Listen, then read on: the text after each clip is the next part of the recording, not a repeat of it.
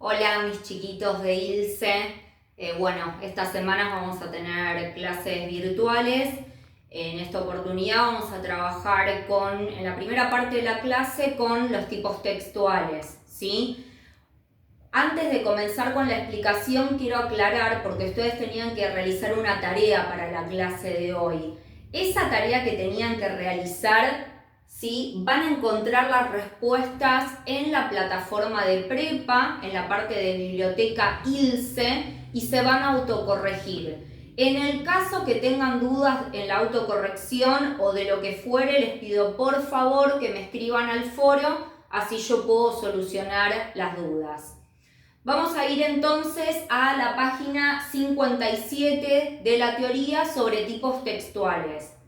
Vamos a ver que de acuerdo a la intención que tiene el emisor cuando produce un texto, esos textos que se generan se pueden agrupar en diferentes tipos. Nosotros en el curso de ingreso vamos a trabajar solamente con 4 de esos tipos textuales, que son el narrativo, el descriptivo, el dialogal y el expositivo explicativo.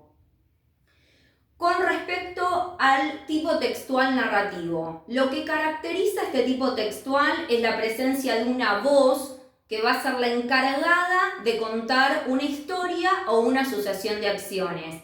A esa voz la vamos a llamar narrador. Este narrador entonces es el encargado de contar una historia o sucesión de acciones en la que participan uno o más personajes en un espacio y en un tiempo determinado. Como este narrador nos está contando algo que ya pasó, el tiempo verbal predominante es el pasado. Con respecto al tipo textual descriptivo, lo podemos reconocer muy fácilmente, y si nosotros somos los productores del texto también va a resultar fácil crearlo, porque vamos a tener como objetivo brindar características de algo o alguien. ¿Qué es lo que se puede describir? Personas, lugares y objetos. En el caso que estés describiendo una persona o el personaje de una historia, a esa descripción se la llama retrato. Uno de los recursos más utilizados para describir es el uso de adjetivos. No es el único recurso. Más adelante, cuando veamos este tipo textual en profundidad, vamos a ver que existen otros, pero la abundancia de esta clase de palabras también nos permite reconocerlo fácilmente. Con respecto al tipo textual dialogal o conversacional, se puede llamar también de esa forma, lo vamos a reconocer porque uno o más personajes van a dialogar, ¿sí? Se va a realizar un intercambio, en realidad siempre tiene que haber más de 2 para que sea diálogo, eso sería lo correcto. Ese intercambio de voces que se produce entre personajes lo vamos a llamar alternancia de voces.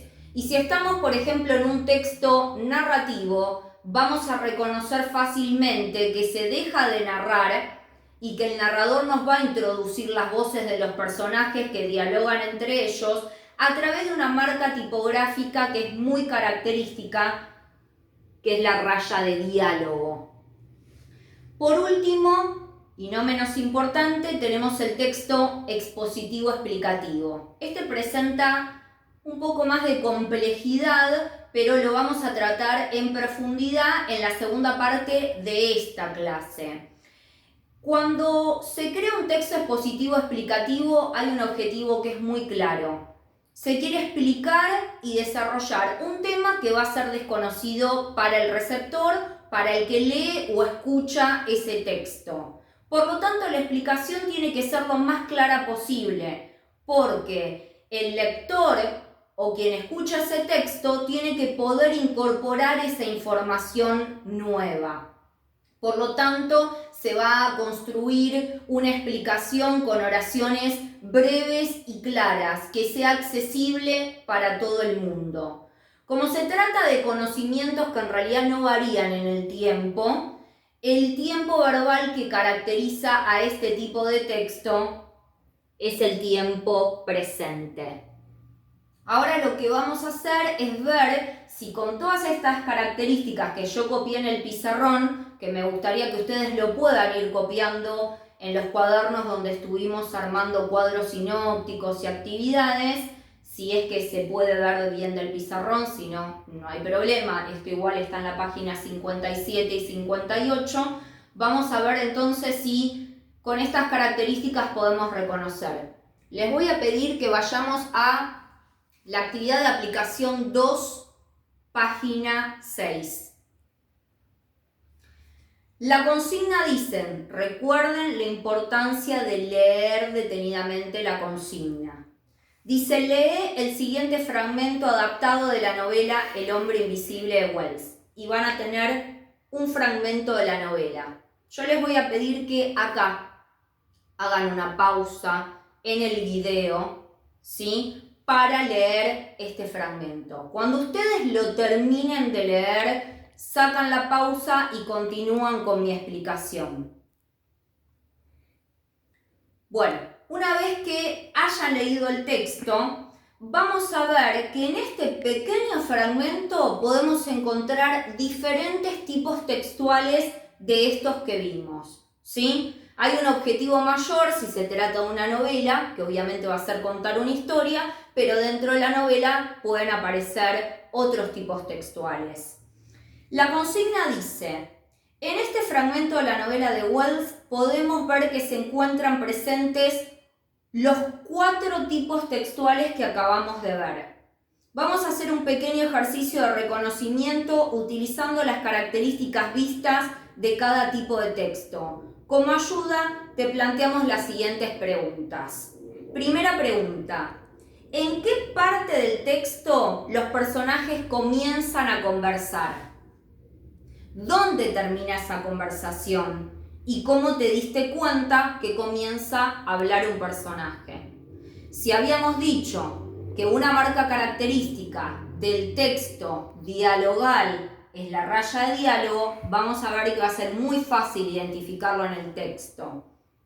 La parte en la que dice raya de diálogo, han revelado tu secreto, es porque evidentemente ahí comienza el diálogo entre los personajes y va a finalizar donde dice la densidad óptica.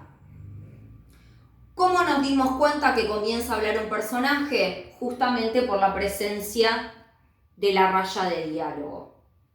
Segunda pregunta, ¿hay alguna parte en donde se describe un personaje, un lugar o un objeto? Vuelvan a mirar el texto con detenimiento a ver si lo encuentran. Van a ver que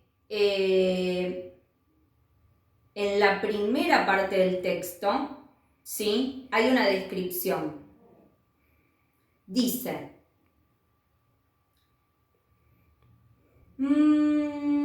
Griffin, estoy en el primer párrafo, cuando vi a Griffin sentado en la mesa de desayuno, y ahí comienza la descripción. Una bata sin manos y sin cabeza que se limpiaba los labios invisibles con una servilleta sostenida en el aire en forma milagrosa.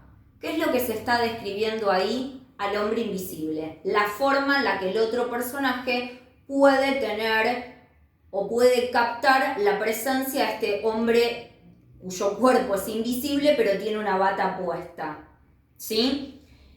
¿En qué parte del texto el narrador nos cuenta lo que está pasando? Bueno, esto justamente arranca con una parte narrativa donde se nos pone en situación. Esto está en el comienzo del texto. El hombre invisible se sentó en la cama, después de lanzar una mirada nerviosa hacia la ventana con la expresión de un hombre que tiene mucho que decir. Las dudas sobre la cordura de aquel asunto se le cruzaron como un relámpago. Ahí está contando la situación.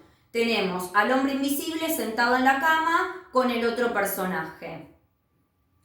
Nos damos cuenta también por la presencia del tiempo pasado. El hombre invisible se sentó en la cama, ¿sí?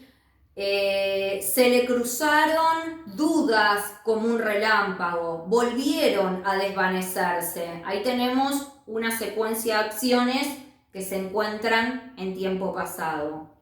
Por último, ¿pudiste reconocer alguna parte en la que se esté explicando algo?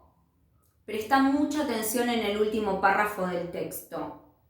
Griffin comenzó a exponer clara y pausadamente su teoría sobre la invisibilidad. Ahí está narrando, pero escuchen esta parte. Explicó que, y ahí hay un cambio de tiempo verbal, la invisibilidad depende del efecto de los cuerpos invisibles sobre la luz. O un cuerpo absorbe la luz, o la refracta, o la reflecta, o hace todas esas cosas. Si no refleja, ni refracta, ni absorbe la luz, no puede ser invisible por sí mismo. Vamos a ver que entonces al final de ese fragmento se está explicando algo. Lo que les voy a pedir es que en sus carpetas tengan marcados con diferentes colores los fragmentos que correspondan a cada tipo textual que identificamos en este fragmento de la novela. Esto entonces con respecto a tipos textuales.